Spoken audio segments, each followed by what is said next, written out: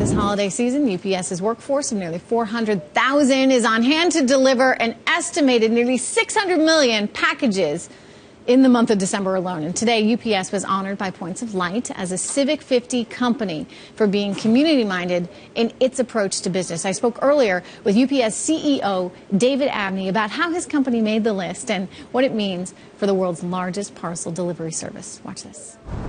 We are absolutely confident that you can be a good corporate citizen and at the same time, of course, do what the shareholders expect you to do.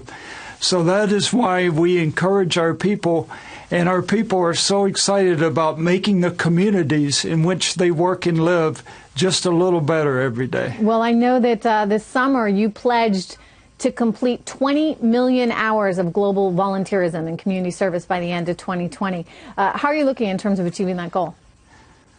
Well, thankfully, I pledged that on behalf of UPSers. If I'd pledged that on my behalf, I'd be in trouble right now. But, this year we are well on the path of making that goal, so we're real happy about that. And to just give you an idea of the impact that that could make, is we've estimated the benefit to NGOs would be like $460 million if they were to pay for these volunteer hours. Now, and I imagine, selfishly from your perspective there, for the company itself, it's got to be good for morale. It's something that, helps employees, especially around a time of year like this. It's something that all of us agree on. There's going to be other topics that people can have one opinion or the other. But when it comes to making a difference in our community, we pretty much are hand in hand on those type of topics. Let me ask you about the holiday season. Now, you are expecting, as I said earlier, to ship nearly 600 million packages. I mean, it's just mind-boggling when you think of the size, the volume that you guys are dealing with. This is up 11% from this time last year. What can we take away in terms of, how the economy is faring, the fact that you're shipping more right now? Well, first, let me just give you an idea. If you were to take those packages and if you were to line them up end to end, you could circle the globe almost 4.5 times. That just gives you a visualization of what we're talking about. But, we have gotten off to a good start, Cyber Weekend, and we do believe that 11% is probably pretty much accurate. We'll have to see. We're way early in the game. And, of course, it's driven by retail.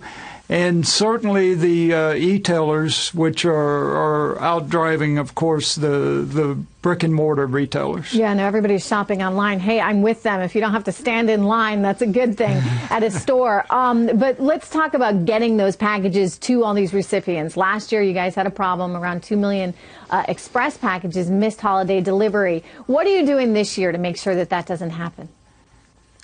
Our focus this year all along has been on 4 particular focus areas.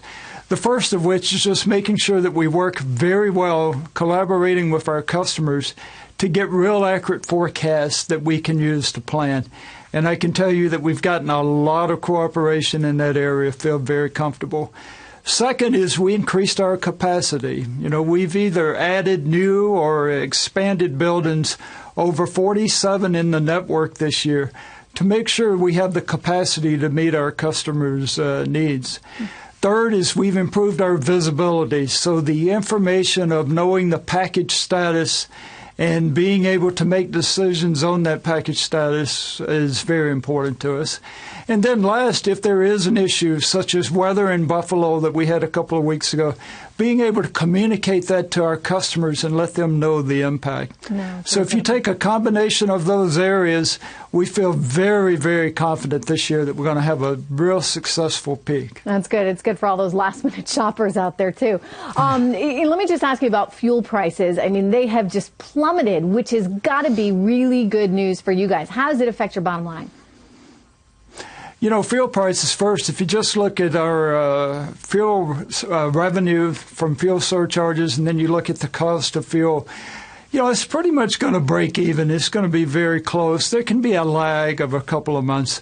Where this really makes a difference to us, of course, is if people have more disposable income, we have a feeling Santa Claus is just going to be a little more generous this year. And if that's the case, then we believe it'll be good for our business too. So we're excited about the possibility.